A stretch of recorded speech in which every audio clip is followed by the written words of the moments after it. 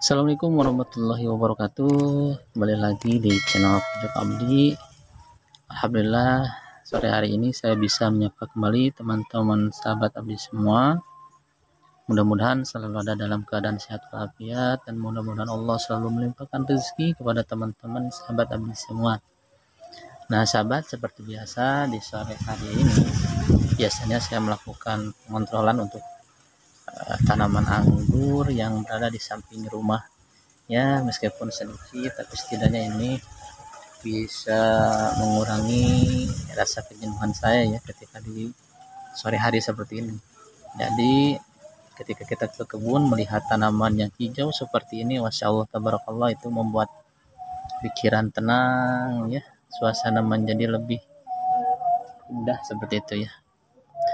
Nah sahabat, untuk perkembangannya ya di samping rumah saya ini alhamdulillah bisa teman-teman lihat ya, terutama untuk yang kemarin saya lakukan axle break ya pada tanaman anggur ini saya ini, masya Allah tabarakallah, perkembangannya selama 7 hari pasca axle break itu ternyata pertumbuhan tunas airnya itu mulai bagus, bisa dilihat tuh ya teman-teman ya, setiap tunas air yang berada di ketiak daun itu sudah mulai aktif-aktif. Ya. Alhamdulillah aktif semua dan hijau sehat ya. Untuk beberapa subscriber saya pernah bertanya itu kenapa daunnya bisa hijau dan besar juga, katanya sehat dah dilihatnya, enak katanya gitu ya. Nah saya itu dalam setiap minggunya, biasanya dalam satu minggu itu 1 kali saya suka menyemprotkan PSB teman-teman tuh. Nah, ini PSB nya ini hasil racikan juga, ini memang sudah lama, sudah bisa dipakai ya. Ciri-ciri PSB yang memang sudah bisa dipakai itu ya seperti ini, warnanya merah marun ya sahabat, tapi baunya memang ada ciri khas tersendiri ya dari baunya. Mungkin teman-teman yang pernah mengaplikasikan PSB pernah mencium aroma baunya seperti apa ya. Jadi saya itu melakukan penyemprotan PSB teman-teman pada tanaman anggur saya ini ya, karena katanya berdasarkan hasil daripada penelitian mungkin ya untuk para ahli seperti itu. Jadi PSB itu dapat membantu fotosintesis daun sahabat, karena pada PSB itu terdapat bakteri Sinecoccus katanya yang dapat membantu proses fotosintesis daun itu ya. Makanya seperti ini hasilnya, tunasnya pun ikut aktif ini. Mungkin ini juga pengaruh daripada axle break itu, dibantu hasil daripada saya menyemprotkan itu ya, di samping pupuk juga mungkin ya. Jadi daya dorongnya semakin bagus, daunnya sehat, otomatis tumbuhan pun akan sangat bagus merespon hal itu ya, sehingga mereka bisa tumbuh dengan baik seperti ini ya. Kita nanti coba lihat untuk beberapa bulan apakah ini akan tumbuhnya seperti apa ya. Ini saya belum melakukan penyeleksian. Nah kembali lagi ke PSB ya teman-teman, banyak sekali manfaat daripada PSB itu ya, terlebih setelah saya mengaplikasikan PSB gitu, ada mungkin beberapa manfaat daripada PSB ya. Salah satunya itu seperti dapat dapat menambah unsur nitrogen pada tanaman kita ya. Kemudian juga dapat menambah gas hidrogen sulfida di dalam tanah dari sisa fermentasi. Kemudian bisa mempercepat proses pertumbuhan. Kemudian pada PSB juga terdapat sumber asam amino polisakarida dan asam nukleat yang dibutuhkan tanaman. Kemudian juga ini dari PSB ini yaitu bisa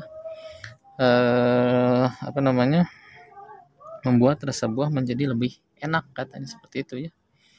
Jadi itu berdasarkan teman-teman yang memang pernah melakukannya, itu katanya seperti itu ya sahabat, beberapa manfaatnya saja. Tapi untuk saat ini saya bisa merasakan manfaatnya itu karena memang ini dalam fase vegetatif ya, fase pertumbuhan. Yang saya lihat hasilnya itu lebih ke daunnya itu bagus ya, hijau, kemudian lumayan besar, kemudian sehat juga.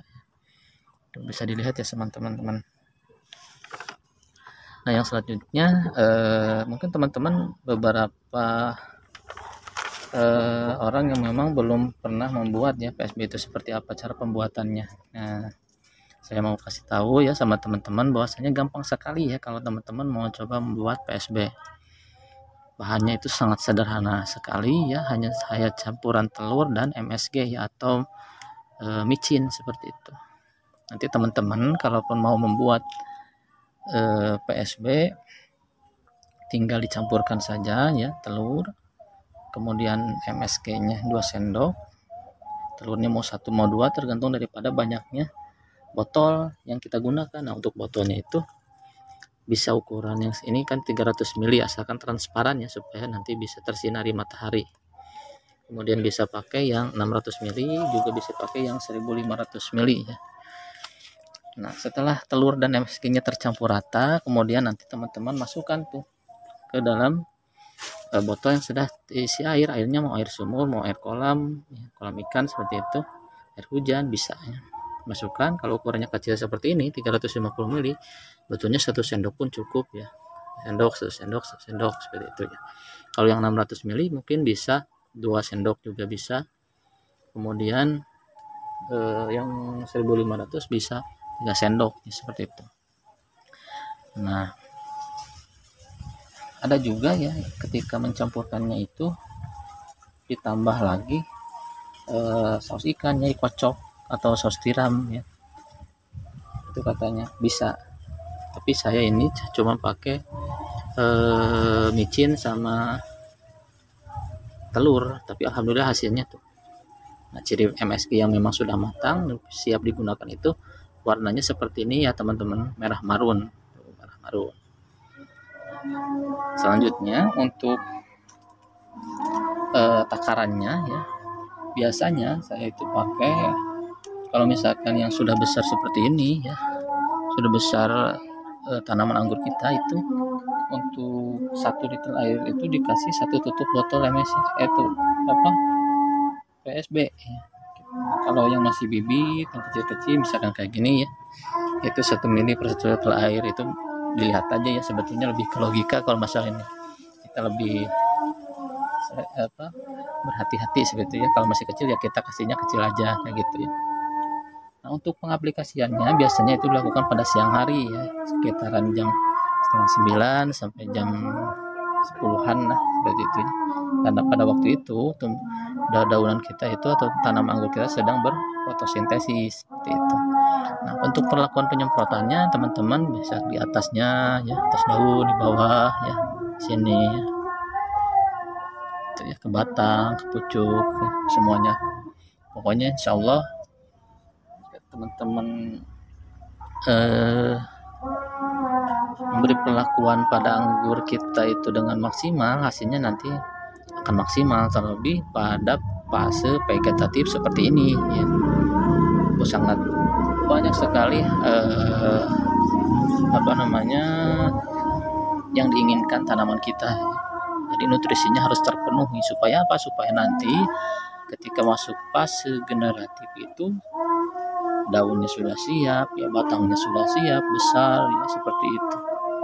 Karena kan kita yang diinginkan nanti proses akhirnya ya, buah yang dihasilkan daripada anggur yang kita tanam itu maksimal, besar, manis, seperti itu ya.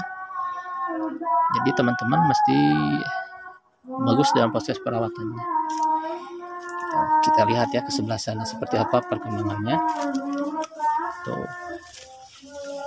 Jadi kalau nutrisinya terpenuhi biasanya daunnya itu tuh mengkerut ke bawah seperti itu. Nah, ini untuk yang sang sekerta, alhamdulillah si tunasnya sudah aktif. Waktu itu saya coba potong karena dilihat pertumbuhannya kurang begitu bagus. Nah, ini untuk tunasnya kembali aktif tuh. Dan ini yang nonem ya,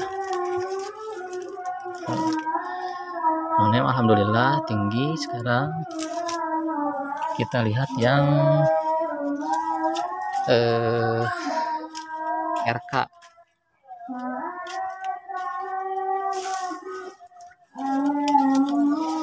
Nah, untuk pertumbuhan yang RK, lihat ini sama ya, saya aplikasi PSB juga. Tuh daunnya besar ya. Tuh, mulai aktif-aktif tuh. Si sururnya juga sudah mulai aktif. Oke teman-teman, mungkin itu saja yang bisa saya sampaikan. Mohon maaf kalau misalkan secara penyampaiannya tidak begitu memuaskan ya.